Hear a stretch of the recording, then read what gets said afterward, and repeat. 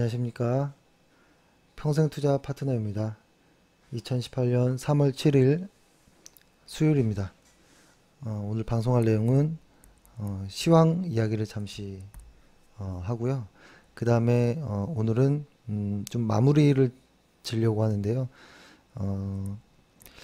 질문도 있고 해서 좀 답변 차원에서 좀 말씀드리면 금리 이야기들이 사실은 좀 많이 나왔잖아요.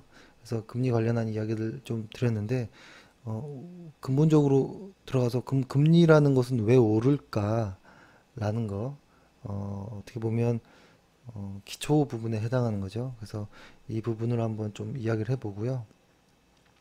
그 다음에 세 번째는 지금 시장에서 대장주라고 이야기했던 것들이 지금 현재 어떻게 돼 있나 라는 것을 한번 보고 그 다음에는 네, 이 정도로 한번 이야기를 해보겠습니다. 일단 시황을 먼저 보면 죄송합니다. 오늘 시장이 코스피나 코스닥이 좀 많이 하락을 했습니다. 일단 지금 보고 있는 화면은 월간 차트, 주간 차트, 일간 차트입니다. 그러니까 저는 그 화면을 좀 다양하게 봅니다. 뭐 꼭 하나로 국한하진 않고요. 여러 가지 화면을 좀 많이 보고 참고하고 이렇게 합니다. 하지만 중요한 거는 월간, 주간, 일간 차트를 꼭 같이 본다는 것이죠. 그 중에서도 월간 차트와 주간 차트를 가장 중요하게 보고요. 월간 차트는 어떤 큰 흐름의 어떤 추세를 볼 때가 가장 유용하고 주간 차트는 어떤 거래량이라든지 이런 부분을 중요하게 보고 일간 차트에서는 어떤 타이밍을 좀 봅니다. 이 정도로 보고요. 그래서 언젠가는 좀 고민 중에 있습니다. 지금 회원분들에게 딱 통일된 하나의 어떤 차트를 차트라는 건 사실 읽기가 힘들지만 그래도 가장 기본적으로 볼 수 있는 하나의 차트를 좀 정해야겠다라는 생각을 하고요. 지금 중요한 거는 저희가 HTS를 하나 지금 제작하고 있는 과정입니다. 근데 이것이 의외로 시간이 좀 걸리네요. 그래서 아직은 완성이 되진 않았는데요. 실적을 반영한 어떤 차트를 만드는 거기 때문에 쉽진 않더라고요. 그래서 아무튼 만들어지면 아마 좀 많은 도움이 될 거라 좀 믿고 있습니다. 예, 일단 시황 먼저 말씀드리면 일단 수급을 먼저 볼까요? 수급을 보면 수급을 보면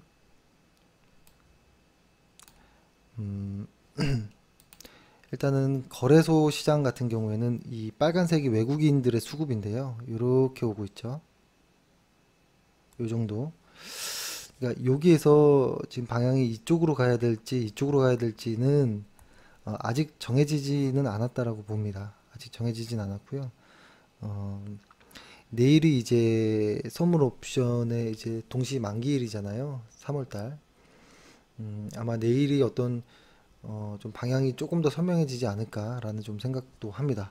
일단은 외국인들에 있어서 코스피의 수급의 방향은 아직은 딱 정해진 건 아닌 것 같다라는 게 현재로서의 상황이고 코스닥을 한번 보면 코스닥은 약간의 방향은 잡힌 것 같아요. 코스닥은 외국인들이 쭉 오다가 한번 많이 내려왔거든요. 많이 내려온 상황에서 이렇게 돌아서 올라가고 있는 상황으로 보입니다. 근데 그게 지금 기관도 역시 마찬가지의 어떤 모습을 보이고요. 다만 개인 투자자들만 이제 밑으로 향하고 있는데요.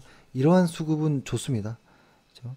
이렇게 그래서 코스닥은 수급이 나쁘지 않다라는 것이고, 근데 다만 뭐 오늘 좀 변동이 좀 컸죠. 시장 자체가 컸지만 일단은 수급의 모습이 이렇다라는 겁니다. 수급의 모습은 코스피는 아직은 방향성이 아직은 좀 잡히지 않은 모습, 그리고 코스닥은 기관이나 외국인들은 그래도 상승을 좀 보고 있다 정도로 좀 보면 좋을 것 같고요. 그 다음에 지수로서 좀 보면 상당히 좀 어렵습니다. 지금 코스피를 보면 코스피와 코스닥을 한번 볼게요. 코스피와 코스닥을 좀 보면 예를 들어서 코스닥이라고 보면 이렇게 바닥을 만들고서 어떤 팔로스루 데이가 나오고 그 다음에 과정이잖아요. 근데 사실 원칙적으로 말하면 이 전저점을 깨지 않으면 이때가 바닥이 맞았고 이때의 팔로스루 데이가 맞구나라고 판단을 합니다. 보통. 근데 만약에 이 전저점을 깨고 내려간다면 이것은 잘못된 것일 수 있습니다. 그렇죠? 이거는 이제 시간이 가야지만 알 수 있는 부분이기 때문에 그래서 저희는 주목하는 것이 이 전저점들을 깨는지를 좀 보고 있고요. 코스피도 한번 보면 코스피 역시도 좀 마찬가지죠. 코스피도 이 전저점을 깨는지 안 깨는지가 중요합니다. 그래서 이 전저점이 깨지지 않는 이상은 저점도 나왔고 그날도 나왔기 때문에 아직은 추세가 상승하는 과정의 어떤 조정이다라고는 볼 수 있습니다. 하지만 월간 차트 상에서 모습이 좀 안 좋기 때문에 마음이 편하진 않은 이런 모습인데요. 일단은 원칙대로 매수를 했으면 일단은 가야 되는 겁니다. 원칙대로 매수를 했으면 지금 가끔 일부 회원분들 회원분들이라고 하면 좀 그렇고요. 회원께서 좀 무섭다라는 이야기를 좀 하셨는데요. 사실 무서울 게 뭐가 있습니까? 그쵸? 시장에서 무서울 거라는 것은 예를 들어서 어떤 매수를 하기 이전에 매수를 하기 이전에 어떤 계획을 세우지 않는다면 무서울 수 있습니다. 근데 저희는 일반적으로 다 그렇게 해야겠죠. 매수하기 전에 어, 계획을 세우는 거라면 어느 정도 오면 손절을 하겠다. 어느 정도 오면 목표 이익 실현을 하겠다. 어느 정도의 비중을 가지고 하겠다. 그리고 지수가 어떻게 할 때 매수를 하겠다. 뭐 여러 가지들의 어, 매수 이전의 계획들이 서진다면 매수한 이후부터는 그 계획에 맞게 행동만 하면 되는 겁니다. 이익 실현할 일이 있으면 이익 실현을 하고요. 매도할 일이 있으면 손절을 하면 되고, 그렇죠? 사실 무서울 건 전혀 없습니다. 다만 계획 없이 매수를 했을 때가 이제 두려운 것이죠. 이거를 매도를 해야 돼 말아야 돼 어떤 기준이 없기 때문에 무서운 건데요. 기준을 잡고 주식을 매매를 하면 사실 무섭진 않습니다. 언제나 시장은 왔다 갔다 하기 때문에 그렇고요. 음, 그래서 아마 오늘도 좀 수급이 많이 왔다 갔다 했고 아침과 오후가 확 달랐고 어제도 한번 말씀드렸지만 시장의 변동성이 좀 크기 때문에 오전 오후가 완전히 다를 수도 있다라고 좀 이야기를 드렸는데요. 아마 내일까지도 한번 좀 봐야 될 것 같아요. 일단은 만기일이다 보니까 조금 더 예민할 수도 있겠다라는 생각이 들고요. 어, 오늘 장중 내내 미국 선물 시장이 계속 마이너스권에 좀 폭이 컸거든요. 그래서 어떤 심리적인 요인도 있었고 셀트리온에 관련된 어떤 이슈도 있었기 때문에 오늘 꽤 많은 불안한 어떤 심리 상태가 좀 있지 않았나라는 것이고요. 일단 중요한 것은 저희가 말씀드렸듯이 코스피와 코스닥에서의 저점을 깨지 않는다면 일단은 시장의 관점은 달라지지 않는다라는 것입니다. 이렇게 말씀드리고 두 번째는 이런 이야기를 한번 해볼게요. 이건 아마 요거 하고 나서 종목 이야기를 좀 해볼게요. 아마 재미없어 하실 수 있습니다. 근데 같은 질문도 많이 올라오고 하기 때문에 기초 부분이 조금 명확하지 않으니까 질문을 하실 수 있겠구나라는 생각으로 기초 부분을 좀 설명을 드려보면 어, 이런 이야기를 많이 하죠. 미국에서의 금리가 뭐 어떻게 돼 어떻게 뭐 이런 이야기들이 많죠. 그래서 그 이야기를 좀 들어볼 건데요. 일단은 금리가 오르는 것에 금리와 주가의 관계를 한번 보는 것이죠. 금리와 주가. 저희가 그 전에 계속 설명드렸던 부분은 뭐였냐면, 일단은 이런 이야기죠. 음, 얼마 전에는 그죠? 금리와 환율의 관계를 이야기를 드렸죠. 그리고 이 환율로 인해서 주식을 보는 사람들의 어떤 오해들. 근데 이 환율이란 것은 어, 음, 금리와 어떤 관계가 있는지, 그리고 이 금리라는 것은 물가와 어떤 경기라든지 이런 것에 어떤 관계가 있는지를 좀 대략적으로 설명드렸는데요. 어, 마지막 정리하는 차원에서 다시 한번 좀 기초부터 한번 말씀드려보면, 일단은 오늘 말씀드리려고 하는 내용은 금리와 주가의 관계인데요. 금리가 오르면 주가가 반대로 가고, 뭐 금리가 이렇게 이걸 반대로 보는 사람들이 있더라고요. 반대로. 근데 사실 금리와 주가는 같은 방향으로 가는 것이 저는 맞다라고 생각을 하거든요. 일단. 그러면 지금은 금리를 올리는 시기면 주가가 좋아야겠죠. 근데 뭔가 이상하죠. 근데 요것에 대한 이야기를 드릴 건데요. 제가 이것에 대한 이야기를 좀 찾아보니까 최근 리포트가 하나 있긴 한데요. 사실 너무 어렵게 나왔더라고요. 너무 어렵다라기보다는 뭐라고 하죠? 이걸 보면 일단 원리는 이해를 못할 것 같아요. 그냥 어떤 현상들만 이야기가 나온 것들인데 아무튼 그래도 이 리포트가 좋습니다. 이 리포트가 좋은데요. 이것도 제가 한번 같이 올려드릴 테니까 한번 카페에 올려드릴 테니까 한번 보시고요. 그래도 최근에 나온 리포트 중에서는 금리와 주가의 관계를 있는 그대로 좀 설명한 것이 아닌가라는 건데, 이것을 읽기 전에 한번 제가 설명을 드려보면 별로 어려운 내용은 아닙니다. 이런 것이죠. 일단은 금리가 왜 오를까를 생각합니다. 금리가 왜 오를까? 그죠? 일단 저번에 한번 채권 설명드릴 때, 금리라는 것, 이자, 금리 이걸 같이 보자 이렇게 얘기했잖아요. 그죠? 그래서 이자라고 한번 생각해 보는 겁니다. 은행에서 왜 이자를 올릴까? 뭐 이렇게 생각하는 거죠. 근데 흔히 이자, 이 금리라는 것은 어떤 무언가에 대한 어떤 돈을 빌려주는 것에 대한 어떤 반대적인 그 보상이잖아요. 그렇죠? 그래서 이런 거죠. 제가 제 돈 만약에 100원을 지금 당장 무언가를 쓰지 않고 그 욕구를 참고 누군가에게 100원을 빌려줬을 때 이거에 대한 보상을 받는 거잖아요. 그죠? 이런 의미라고 일단 알면 좋을 것 같은데요. 그러면 그 금리 수준은 어떻게 결정될까라는 거죠. 그게 중요한 거죠. 금리 수준은 어떻게 결정될까?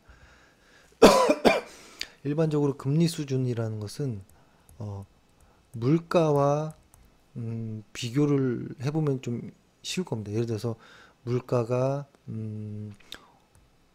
5%씩 오르는 시장이 있고 물가를 만약에 뭐 10%씩 오른다. 이렇게 두 가지로 이렇게 나눴을 때 그러면 금리의 수준은 어떻게 결정해야 될까라고 보는 겁니다. 예를 들어서 만약에 제가 100원을 가지고 있는데 예를 들어서 1년 후에 물가가 5% 오른다라고 하면 그죠?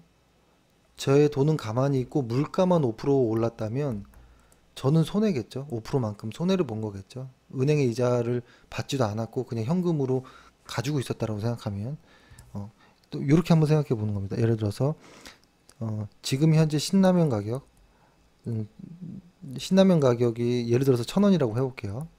근데 한 30년 전쯤에 얼마였었던 기억이 나나요? 30년 전쯤에. 근데 신라면은 그때는 기억은 안 나지만 해피라면이라든지 뭐 안성탕면이라는 것이 있었겠죠. 안성탕면 아직도 있죠. 저는 요때 기억이 해피라면이 90원이었고 안성탕면이 120원이었던 기억이 나거든요. 근데 30년의 세월이 지났다라고 보는 겁니다. 근데 요 당시 때 100원이라는 돈을 항아리에다가 그냥 넣어놓는 겁니다. 항아리에다가 예를 들어서 넣어놨어요. 100원을 넣어놨는데 그 이유는 내가 30년 후에 해피라면 하나 사 먹을 거야. 그래서 저금을 해놓을 거야. 라고 생각하고 항아리에다 넣어놨어요. 근데 30년이 지난 오늘에 와가지고 그 항아리에서 100원을 꺼냈습니다. 근데 막상 살려고 했더니 1,000원인 거예요. 그럼 내 돈의 가치는 확 줄어든 거겠죠? 그러니까 물가가 오른 것만큼 내 돈이 어디에선가 활동을 하고 있지 않다면 손해를 보는 겁니다. 이런 개념인 것이죠. 그래서 즉 뭐라고 할까요? 음, 그러니까 이런 거죠. 그 물가와 금리는 같은 방향으로 가야겠죠. 물가가 오르는 것만큼 이자를 줘야겠죠. 누군가는 그래야지만 어, 은행에다 돈을 맡기죠. 예를 들어서 제가 100원을 갖고 있는데 어떤 물건을 샀을 때 이게 만약에 1년 후에 10%가 오른다. 물가가. 그러면 근데 은행에서는 만약에 금리를 5% 준다. 이러면 당연히 이쪽 거를 실물 자산을 이제 사버리잖아요. 그러면 시장이 맞지 않죠. 그래서 항상 물가와 금리는 비슷하게 동행을 합니다. 그렇죠? 그렇다면 금리와 물가가 동행한다라는 것은 마 이해가 되실 거라고 생각을 하고요. 그러니까 이거죠. 금리라는 것은 아, 미래에 어떤 기대되는 물가 상승률과 연관이 있다. 이렇게 정리를 하면 좋을 것 같고요. 그렇다면은 또 하나 들어가 보는 겁니다. 이 금리라는 것은 결국에는 물가라는 것으로 인해서 물가와 좀 연관이 있구나라는 걸 봤다면 이 물가라는 것은 뭐에 의해서 영향을 받을까라고 생각하는 거예요. 이것은 뭐 아주 쉽죠. 보통 이것을 이제 수요 혹은 뭐 비용 뭐 요 두 가지 정도로 이제 경제학에서는 이야기를 하는데요. 보통 수요라고 하면 수요 견인 인플레이션이라고도 하고 비용이라고 하면 비용 상승 인플레이션이라고 하는데요. 어, 굳이 이렇게 하면 좀 이상하고 그냥 편하게 얘기하면 이런 거죠. 물건을 사는 사람이 많으면 물가가 오른다라는 소리입니다. 예를 들어서 수요가 한정되어 있을 때 물건이 하나인데 여러 명 산다라고 하면 누군가 가격을 올리겠죠. 비싸게 팔아도 살려는 사람이 있다 보니 이런 측면에서 보는 거고요. 또 하나는 비용이라고 하면은 이제 인건비라든지 어떤 원자재 가격이 오르면 그러니까 기업들의 어떤 제조 비용이 상승하면 이것을 기업이 어떤 곳입니까? 그죠? 기업이 손해 보는 일을 하지 않잖아요. 그러니까 보통 이런 비용이 증가하면 이 기업은 소비자에게 비용을 전가하죠. 보통 소비자에게. 그죠? 그러니까 제품 가격을 본인이 떠안는 게 아니고 이제 소비자들한테 제품 가격을 전가하죠. 그래서 뭐 식당에서 보면 이런 게 있죠. 얼마 전에 봤더니 오징어 값이 많이 올라서 오징어 5천 원짜리를 8천 원에 인상합니다. 이렇게 써 있는데요. 오징어 값이 나중에 떨어져도 가격은 변하지 않아요. 한번 올리면 웬만하면 그렇죠. 그것이 어떤 일정한 어떤 꾸준히 물가가 인플레이션이 꾸준히 이제 유지되는 이유이기도 한 것인데요. 이건 일단 넘어가고 그러니까 이런 것이죠. 뭐냐면 그러니까 물가가 오른다라는 것은 그렇죠. 원자재 가격이 올라서 뭐 경기가 좋아진다. 그렇죠? 혹은 물건을 사려는 사람들이 많다. 경기가 좋아진다. 이렇게 좀 이야기가 좀 진행을 시키는 게 좀 편할 것 같아요. 그래서 일단은 이렇게 이야기를 하고 그럼 이제 생각해 보는 겁니다. 어, 금리라는 것이 물가와 영향이 있다. 근데 이 물가라는 것은 우리가 살면서 느끼는 것들, 수요라든지 어떤 비용이라든지 이런 것들과 연관이 있다라는 것을 이제 이해했다면 그럼 이 금리가 오를 때 주가는 어떻게 될까? 이제 요게 남은 거죠. 잠시만요. 음, 이제 요게 궁금한 거잖아요. 근데 이것도 같은 논리로 한번 보는 겁니다. 예를 들어서 주식, 주, 주식의 가치, 주가, 회사의 가치, 그러니까 즉 주가라는 것은 음, 기업의 가치를 반영하는 것이죠. 최근에 셀트리온이 많이 올랐던 것도 셀트리온 회사의 가치를 주가가 선반영해서 주가에 반영이 돼서 주가의 가격이 이렇게 오르는 거였잖아요. 기업이 후지면 주가가 떨어지는 게 당연한 논리인 것처럼, 그렇죠? 근데 예를 들어서 어, 기업이 있는데 물가가 상승하는 어떤 어, 인플레이션 시기에 기업의 가치는 어떻게 될까요? 보통 기업의 가치들은 오릅니다. 왜 그러냐면 보통 기업은 실물 자산이라는 것을 가지고 있죠. 그러니까 즉 어떤 제품이라든지 뭐 어떤 무언가들을 이제 가지고 있는 거죠. 그러니까 서비스라든지. 그러니까 서비스라고 하면은 어떤 인건비가 포함이 되는 것이니까요. 그러니까 제품과 어떤 서비스를 보유하고 있죠. 기업들은, 그죠? 흔히. 그리고 근데 요런 것들이 오르니까 당연히 이 실물 자산이 오르는 것이고, 그렇게 되면 기업의 가치도 높아지는 이런 거죠. 근데 좀 요런 것도 있을 수 있습니다. 예를 들어서 어떤 기업이 부채를 가지고 있다. 음, 부채를 가지고 있다. 근데 이런 물가가 오르는 이런 인플레이션 시기에는 어떨까라고 한번 보는 거예요. 예를 들어서 어, 부채, 음, 예를 들어 약간 조금 이론적인 걸로 얘기를 한번 들어보면 어, 이런 거죠. 실물 자산을 가지고 있는, 그러니까 물가가 오르는 이런 시기 때는 부채를 가지고 있는 사람들이 웃을 수가 있어요. 왜 그러냐면 부채라고 하면 말이 그렇죠. 예를 들어서 100원을 은행에서부터 대출을 받아서 이 돈으로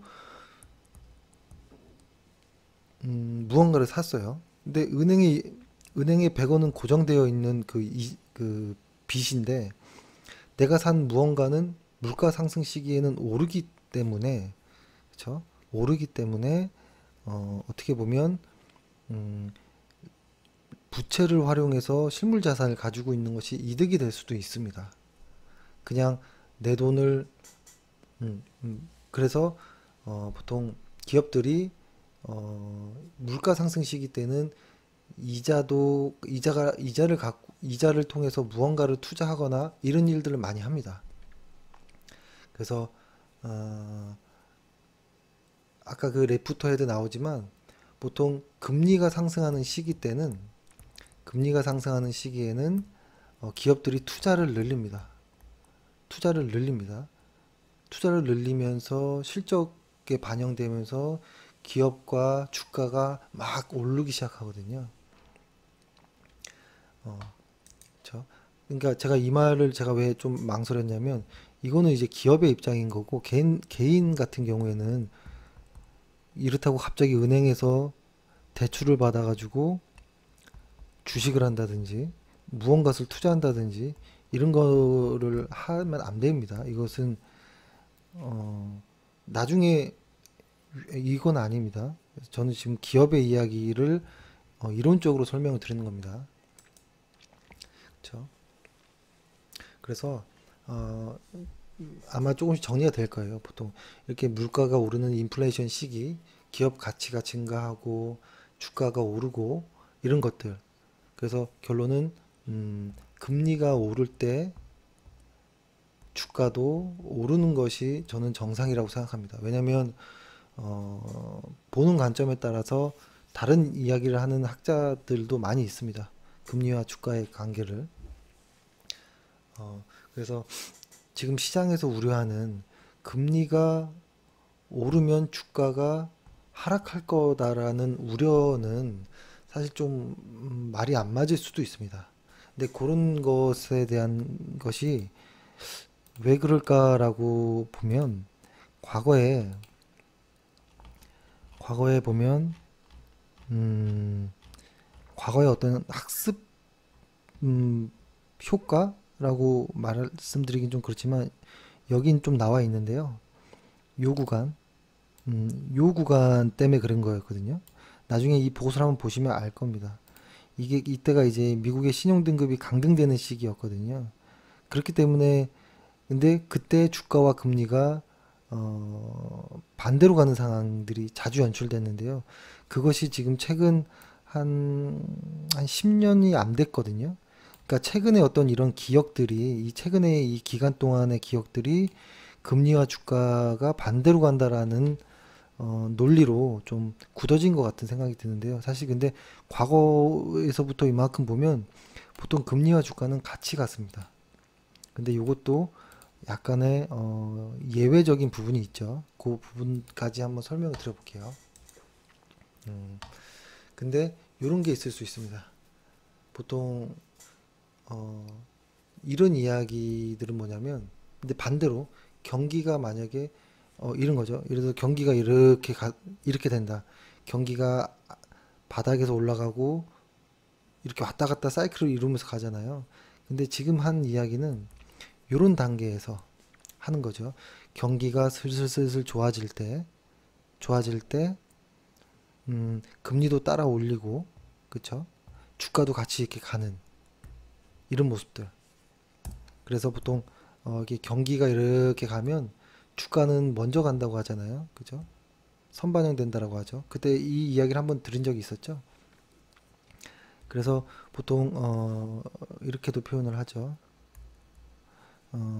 이 경기가 아주 최고조에 이뤘을 때는 보통 주가는 하락하기 시작한다라는 이미 하락하고 있다라는 거. 근데 보통 요때 개인 투자자들이 많이 투자를 합니다. 지금 경기가 좋아라는 것과 주가의 이 시간 타임을 좀 이제 잘못 안 것이죠. 근데 거꾸로 이런 거죠. 경기가 정말 바닥에서 더 이상 나쁠 게 없어라고 할 정도 경기가 안 좋을 때 주가는 올라가기 시작하거든요. 이렇게. 그래서 체감하는 심리와 주가는 좀 다를 수 있다라는 겁니다. 그래서 근데 지금 이야기 드리는 거는 어떤 거냐면 이런 것이죠. 경기가 이렇게 바닥에서 이렇게 좋아지는 이런 상황에서는 물가가 오르는 상황, 그죠? 물가, 즉 경기가 오르는 상황에서는 금리를 올려주는 게 맞죠. 당연히 맞겠죠? 그래야지만 유지가 된다라는 것이죠. 그렇죠? 근데 예를 들어서 요기 때라면 어떻게 될까요?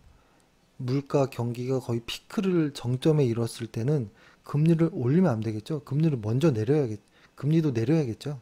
같이 맞춰서. 그렇죠? 그래서 금리를 이제 올렸다 내렸다 이렇게 조정을 하는 건데요. 근데 금리가 예전에 10몇 프로 뭐 이랬던 그런 시기와 지금은 좀 다른 부분도 있긴 하겠죠. 다만 저성장 국면으로 접어들면서 금리 레벨 자체가 내려간 건 사실인데요. 하지만 그 논리, 경기와 물가, 그리고 금리와의 어떤 관계는, 어, 비슷합니다. 그 레벨 자체가 내려간 것 빼고는 비슷하거든요. 어, 그러니까, 어, 지금 고민하는 게 이런 겁니다. 지금 시장에서는 지금의 시장이 이렇게 바닥에서 돌아가는 거냐, 고점에서 꺾이는 거냐를 보는 거예요. 이게 왜 그러냐면, 만약에 경기가 과열됐다라고 하면 금리를 어 예를 들어서 그쵸 그때도 금리를 올리죠. 그쵸. 제가 아까 말씀 좀 헷갈렸는데 어 경기가 과열이 돼도 금리를 조금 더 올립니다.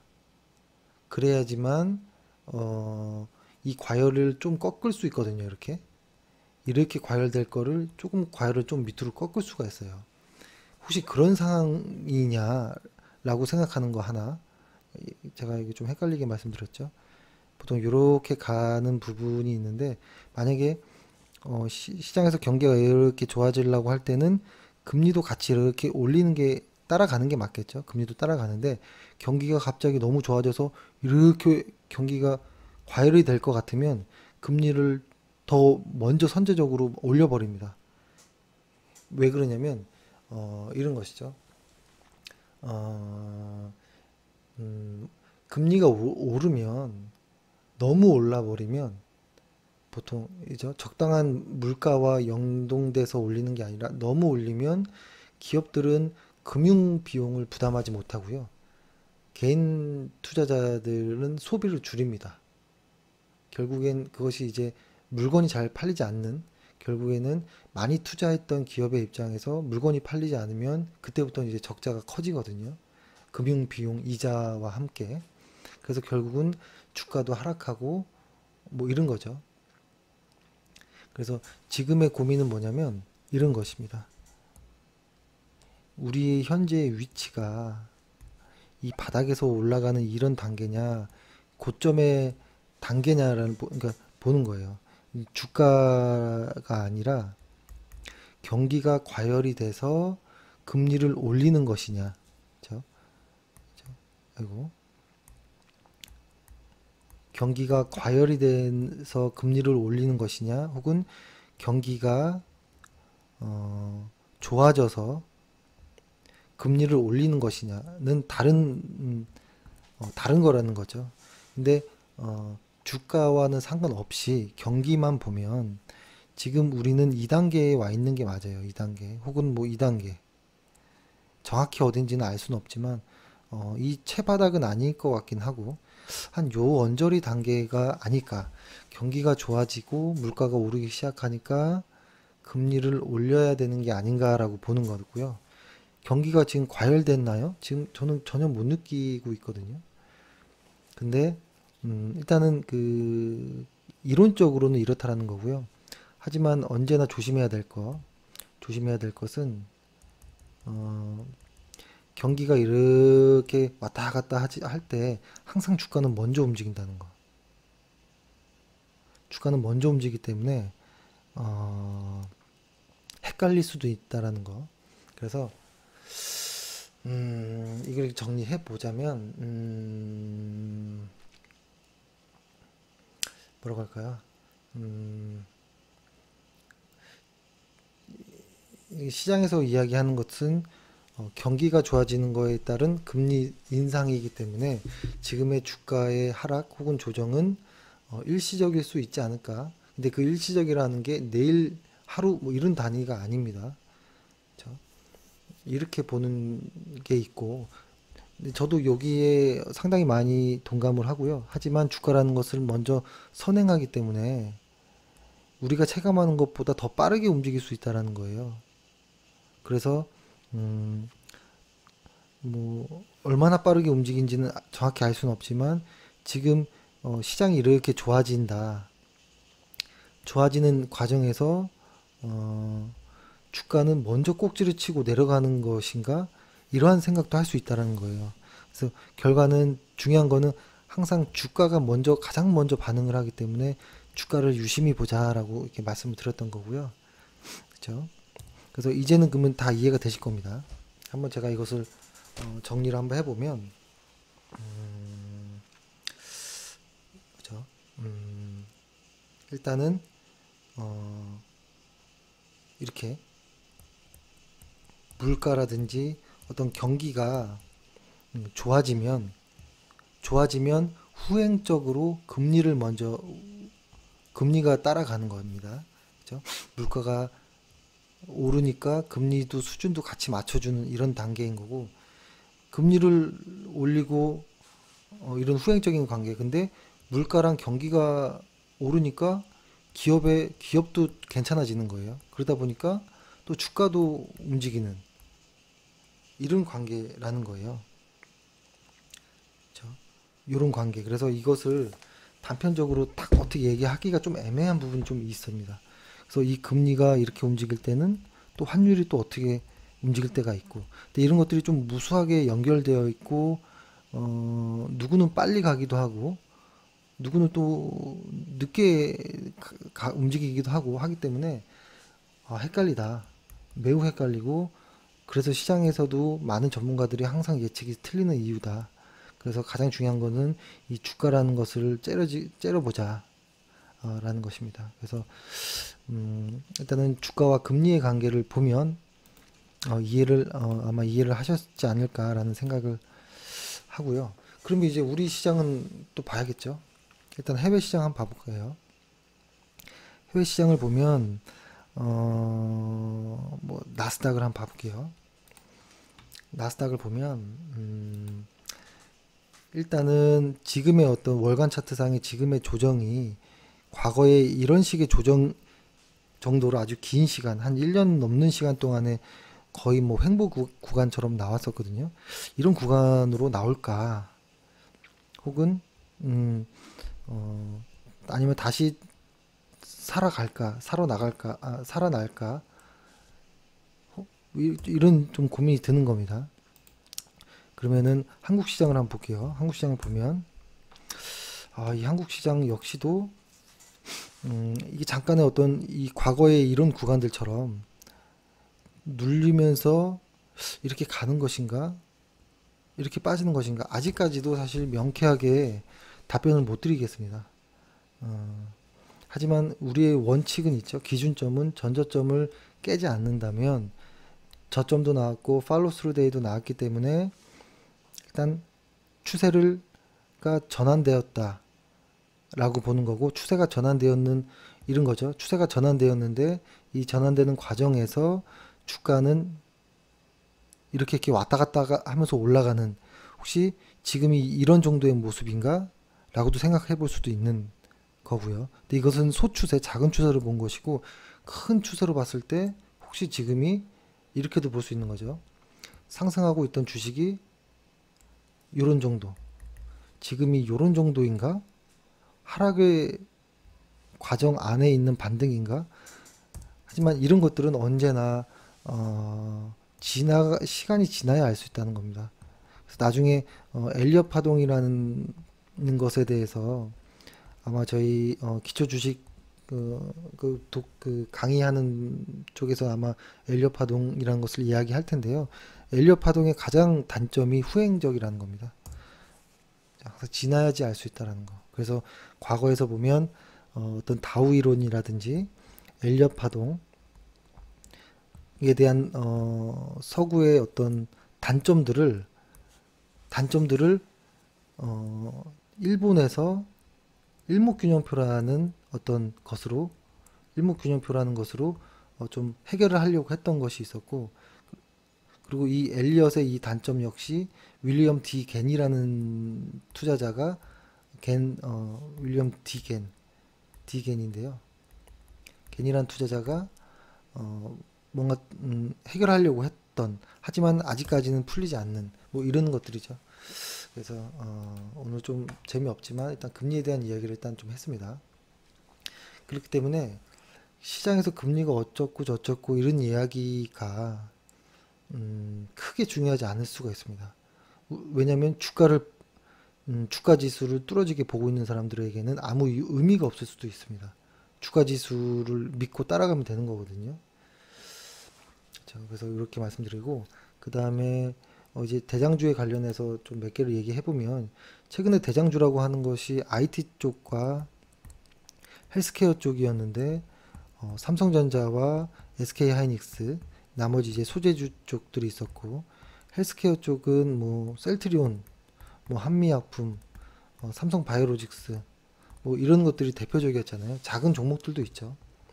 근데 이렇게 대장주들을 좀 보고 있는 이유는, 이것이 지수처럼 마치 우리가 지수를 보고 있는 것처럼 그 업종의 흐름을 좀 보기 위함도 있잖아요. 직접 매매를 하지 않더라도. 그렇다면 삼성전자, IT 쪽의 삼성전자를 한번 볼게요.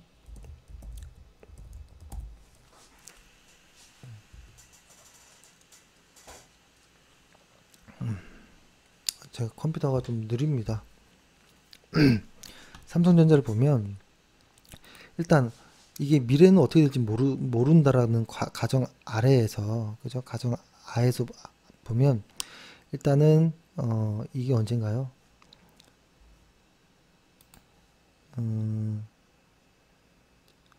11월부터 꺾이기 시작했죠. 정확히 11월부터 꺾이기 시작했는데, 이건 주간 차트로 봤을 때 이게 조금씩 들쑥날쑥 하는데 뭐 바닥을 다지나 뭐 이렇게 보일 수는 있지만, 일단 큰 추세는 11월부터 꺾였다라는 것이죠. 그렇죠? 저희도 기억이 나실지 모르겠지만, 저희 역시도 이 11월 달, 10월 말이었나요? 11월 달, 이때 삼성전자를 이익 실현을 하고, 아예 거들떠 보지 않겠다라고 좀 생각을 하고 있었는데요. 지금까지는 이렇다라는 겁니다. 현재는. 이게 영원히 계속 이렇게 끝이 났다라는 건 아니고요.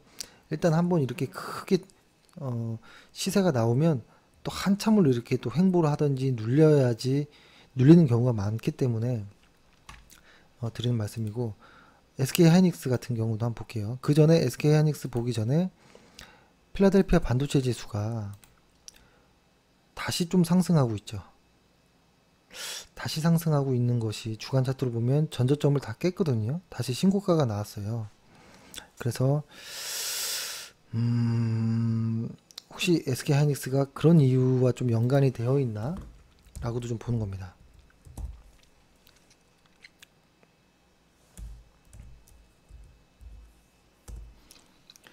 SK 하이닉스가 그래서 이렇게 바닥에서 좀 많이 지금 올라오고 있나? 라는 좀 생각도 하는데요. 이게 68,000원대부터 82,000원이니까 꽤 올랐습니다. 한 20% 가까이는 아니어도 한 15% 정도는 오른 것 같은데요. 많이 올랐죠. 그러면은 필라델피아도 다시 반등하고 다시 SK 하이닉스를 사야 되나? 라는 어떤 좀 질문이 좀 있어서 제가 오늘 카페에다가 글을 좀 썼는데요.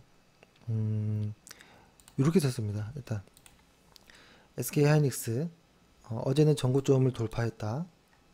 그래서인지 SK 하이닉스와 삼성전자가 바닥에서 꿈틀댄다 라는 이야기를 하고, 그럼 얘를 매수해야 되냐? 일단 실적을 보면 SK 하이닉스는 이렇게 생겼습니다. EPS가 이번 연도에 30% 정도 EPS가 껑충 뜹니다. 하지만 ROE는 이제 쓱 피크를 치고 빠지는 모습이 일단 나왔죠. 그래서 이렇게 썼습니다. 실적은 성장 중이나 가속도는 끝난 것이 아닌가. 그렇죠? 예를 들어서 이 ROE라는 것을 제가 어제 좀 설명을 자세하게 좀 했잖아요. 그러니까 ROE가 보면 ROE가 30%대로 유지한다라는 것은 굉장한 거예요. 그렇죠? ROE가 30%대로 유지한다는 것은 순이익이 엄청나게 늘고 있다는 소리거든요. 하지만 이게 중요한 거라고 좀 보여지는데요. 이런 거죠. 돈을 많이 버는 회사, 그러니까 돈을 많이 버는 것과 매수 대상은 다를 수 있다라는 거. 예를 들어서 이런 거죠. 돈을 많이 버는 회사라는 것은, 예를 들어서 1000억 벌고 그 다음 해에 1010억, 그 다다음 해에 1020억, 1030억 이렇게 버는 회사, 1000억씩 벌면 엄청나게 돈을 버는 거잖아요. 그죠? 그러니까 이런 회사는 좋은 회사라는 건 맞다라는 거예요. 하지만 매수 대상은 아닐 수 있다라는 거. 그죠?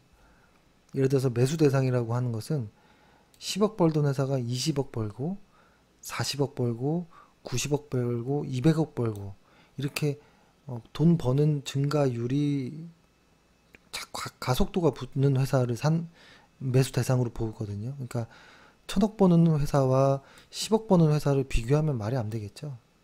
그리고 1010억 버는 회사와 그냥 20억 버는 회사, 당연히 이 회사가 크고 좋은 회사겠지만 주식 매수하는 관점에서는 얘네들이 더 좋을 수 있다. 어제 ROE와 좀 같은 뉘앙스로 이야기를 드린 겁니다. 그런 것으로 봤을 때는 일단은 당분간은 삼성전자와 SK하이닉스는 돈을 많이 버는 회사도 맞고 좋은 회사도 맞지만 일단 매수 대상은 아니다 라고 일단 카페에 글을 올렸습니다. 그래서 만약에 이 SK 하이닉스 같은 경우에는 이런 정고점 9만 원대를 예를 들어서 이게 정말 돌파하려면 이 9만 원대를 나중에 돌파하고 지지를 받고 새롭게 수급이 바뀌고 다시 가야 됩니다. 그때 이 구간에서는 한번 생각해 볼 수도 있겠죠. 회사가 무언가 뉴가 생겼다면, 그렇죠? 이런 관점이라는 겁니다. 그래서 IT 쪽에서의 대장들이 현재는 그렇게 좋은 모습은 아닐 수 있다. 하지만 SK 하이닉스가 최근에 기술적인지 무엇인지 몰라도 일단 반등은 강하게 하고 있다라는 것은 을 말씀드립니다. 그러면 오늘 셀트리온 같은 경우도 한번 볼게요.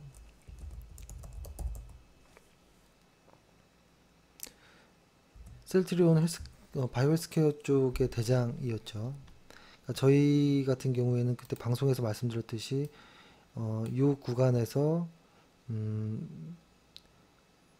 이제는 이익 실현을 하고 해야 되는 것이 아니냐라는 이야기를 좀 드렸거든요. 근데 아직도 하지만 이 회사는 성장할 것이 남아 있고 지금도 아직도 추세는 꺾였다라고 보진 않거든요. 하지만 수급들이 너무 많이 꼬였습니다. 최근에. 그래서 당연히 기술적인 어떤 반등이나 이런 부분은 있을 수 있습니다. 하지만 셀트리온 헬스케어 역시도 매수 대상에서는 조금 제외해야 되는 것이 아니냐 당분간. 만약에 셀트리온 헬스케어도 가야 된다면 이런 큰 박스권을 잘 다져야 됩니다. 이렇게 다지다가 나중에 갈 때 또 살 수 있습니다. 이런 구간에서 우리가 또 새로운 어떤 유가 생긴다면 지금까지 이런 주가 상승은 우리가 다 아는 내용들이었습니다. 이 셀트리온이 좋은 회사라는 것은 다 아는 내용. 그렇죠? 뭐 코스피 200에 뭐 편입된다라는 이런 다 아는 내용이잖아요. 그래서 저는 뭐 다 반영이 된 것이 아닌가 이런 좀 생각도 합니다. 그래서 일단은 시장에서 지금 상당히 혼란스러운 모습입니다. 시장에서 주가 지수 자체가 힘이 없는 상황이기 때문에 거기에다가 대장주들까지도 뭔가 좀 모습이 좋지 않거든요. 그러다 보니까 지금 새로운 어떤 대장주로 보이는 것들이 많지 않습니다. 통일성도 좀 부족하고 그러다 보니 하루 이틀 갑자기 조선 쪽이나 이런 쪽에서 반등이 나와도 그쪽으로 시선이 다 뺏기는 이런 상황이거든요. 그래서 일단 지금은 할 수 있는 이야기는 요 정도가 최선인 것 같아요. 예를 들어서 일단 코스피의 전저점을 깨지 않는 이상 일단 가보겠다라는 것이고 그리고 겁먹을 필요 없다. 왜냐면 매수 이전에 계획을 세워놨다면 겁먹을 필요 없다라는 것이고 현재 매수를 한 상황이라면 나는 어디까지 오면은 그래도 팔 거야. 어디까지 오면은 이익 실현할 거야를 지금이라도 늦지 않았으니 계획을 세워두시길 바라겠습니다. 예. 그래서 오늘 좀 두서 없었던 것 같긴 한데요. 시장을 다시 정리해 보면 금리 이야기는 이제 마무리를 좀 지으면 좋을 것 같고요. 그쵸? 이제 금리에 대한 건 이제 다 아셨을 거라고 봅니다. 그리고 금리보다도 주가 지수 자체를 더 의미 있게 보는 것이 정확하다라는 거. 그리고 이 주가 지수가 지금 현재 하락 중에 약간의 이런 바닥의 어떤 느낌이 나는데 이것이 수급으로 봤을 때는 코스닥에서는 수급이 그래도 우상향을 하고 있는데 코스피는 아직은 방향성을 잡고 있지 않는 모습이라 아직은 경계해야 된다 라는 모습 이야기를 좀 드리고요. 경계한다라는 것은 매수를 풀로 하는 것이 아니고요. 한 10% 20% 정도만 주식 투자 자금에서 10% 20% 정도로 타진 매수 정도는 해볼 수 있겠죠. 그렇죠? 그것도 한 종목이 10% 20%가 아니죠. 한 네다섯 종목에 한 4% 5%씩 타진 매수 정도를 하는 것을 말씀드리는 겁니다. 그래서 시장은 언제나 상승과 하락이 반복입니다. 이때마다 시장에서 너무 그 실망을 한다거나, 그러니까 시장이 안 좋을 때 너무 실망을 한다거나, 시장이 좋을 때 너무 기대를 한다거나, 이건 사실 좀 부질없습니다. 이게 계속 왔다 갔다 하거든요. 나중에 지칩니다. 이렇게 하다 보면. 그래서 평생토록 꾸준하게 주식을 하고 싶다면 기계적으로 주식을 매수 매도하는 것이 원칙 안에서 기계적으로 매수 매도할 때 가장 효과적이고 마음도 편할 수 있습니다. 오늘은 이 정도로 일단은 마무리를 하면 좋을 것 같습니다. 제가 일단은 내일이 옵션 만기일이니까요. 내일 역시도 오전은 특히 매매 조심하시고 오후에도 끝까지 수급의 방향성을 보고 대응하시는 것을 권해드리겠습니다. 오늘 하루 고생 많으셨습니다. 감사합니다.